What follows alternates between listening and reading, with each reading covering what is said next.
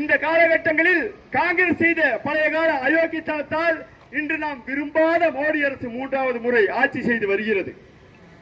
இடதுசாரி அமைப்புகளை ஜனநாயக தோழர்களை போராடுவதில் ஊக்குவிப்பதில் காங்கிரஸ் தவறிவிட்டதால் இன்று நாம் ராகுல் காந்தி எவ்வளவு தடவை பிரதமராக வேண்டும் என்று நாம் எல்லாம் கனவு கண்ட போதிலும் 3வது முறையாக பாசிச சங்க பரிவார் கும்பல்களின் தலைமையிலான ஆட்சி நடைபெற்று வருகிறது. இந்த பாசிச சங்க பரிவார் கும்பல்கள் இன்று இஸ்லாமியர்களுக்காக வரிந்து கட்டி வருகிறார்களே, இவர்களுடைய சுதந்திர போராட்ட பங்கு என்ன உள்ளது? சுதந்திர போராட்டத்தில் போராடிய அத்தனை பேரும் நம்மை போன்ற மாமன் மச்சான்கள், நம்மை போன்ற அண்ணன் தம்பிகள். அன்றைய காலகட்டங்களில் வீர சாவர்கர் என்று சங்க பரிவார் கும்பல்களால் போராடப்படுகிறாரே, அவர் செய்த காரியம் என்ன? பலரும் லட்சக்கணக்கில் கோடிக்கணக்கில் இந்தியா கேட்டில் கூட உள்ளது நமது போராடிய அந்த தோழர்களின் பெயர்கள். ஆனால் வீர சாவர்கர் என்னவா செய்தாங்க? சிந்தித்து பாருங்கள். அந்தமான் சிறையில் அடைத்த போது பல லட்சக்கணக்கான நம்முடைய தோழர்கள் இங்கே எதிர்த்து போராடிட்டு சண்டையிட்டு செத்து மடிந்த போது வீர சாவர்கர் செய்தார், மன்னிப்பு கடிதம் எழுதி கொடுத்தார். வெள்ளைக்காரனுக்கு என்ன மன்னிப்பு கடிதம் எழுதி கொடுத்தார்? ஊதாரி மகன், ஒரு காலத்தில் தவறு செய்து விட்டேன், எனக்கு நீங்கள் மன்னிப்பு கொடுத்தால் நீங்கள் நாட்டை ஆளும் காலகட்டம் வரையில் நான் ஒருபோதும் அரசியலுக்கு வரமாட்டேன், உங்களை எதிர்த்து பேச மாட்டேன் என்று. ஆனால் நம்மை போன்று போராடிய நம் மூதாதையர்கள், நம் முன்னோர்கள் என்ன செய்தார்கள்?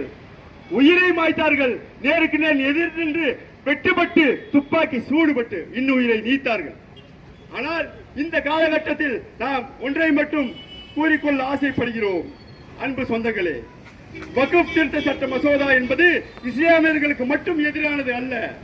தாழ்த்தப்பட்ட பிற்படுத்தப்பட்ட சமூகத்திலிருந்து மதம் மாறிய சகோதரர்கள் நாளை ஒரு ஆட்சி அதிகாரத்துக்கு வரக்கூடாது என்று கங்கணம் கட்டி அலையக்கூடிய பாசிய சங்க பரிவார் கும்பல்களால் இந்த திட்டமிட்ட சட்டம் என்ற போர்வையில் கட்டவிழ்க்கப்பட்டுள்ளது. தமிழ்நாட்டில் எழுச்சி தமிழர் அவர்களுடைய போராட்டம் தமிழ்நாட்டில் மட்டுமல்ல, அகில இந்திய அளவில், ஒட்டுமொத்த ஒன்றிய இந்திய அளவில் மிக பிரம்மாண்டமான அளவில் அவர் பாராளுமன்றமாகட்டும் அல்லது மற்ற மாநிலங்கள் ஆகட்டும் ஒடுக்கப்பட்ட பிற்படுத்தப்பட்ட தாழ்த்தப்பட்ட பழங்குடியின சிறுபான்மை மக்களுக்காக போராடி வருகிறார்கள். நாம் எல்லாம் அது உறுதியேற்க வேண்டும். இந்த நாட்டை யாரிடம் ஆட்சிக்கு கொடுத்து விட்டோம்? சங்க பரிவார் கும்பல்களிடம். ஆனால் வருங்காலத்தில் நாம் எல்லாம் என்ன செய்ய வேண்டும் என்பதை நாம் இந்த கூட்டத்தின் வாயிலாக தெரிந்து கொள்ள வேண்டும். பாசிச சங்க பரிவார் கும்பல்களுக்கு சிம்ம சொப்பனமாக, மதவாரி கும்பல்களுக்கு சிம்ம சொப்பனமாக திகழும் அண்ணன் எழுச்சி தமிழர் திருமாவளவன் அவர்களை நாம் பாராளுமன்ற உறுப்பினராக மட்டுமே நிறுத்தியுள்ளோம். ஆனால் அது போதாது. வருகின்ற 2029 இங்குள்ள தோழர்களே திட்டமிடுங்கள். அண்ணன் எழுச்சி தமிழர் திருமாவளவன் அவர்களை இந்தியாவினுடைய பிரதமராக்குவதற்கு நாம் முன்வர வேண்டும். இது வெறும் கூட்டத்திற்காக பேசும் பேச்சு அல்ல.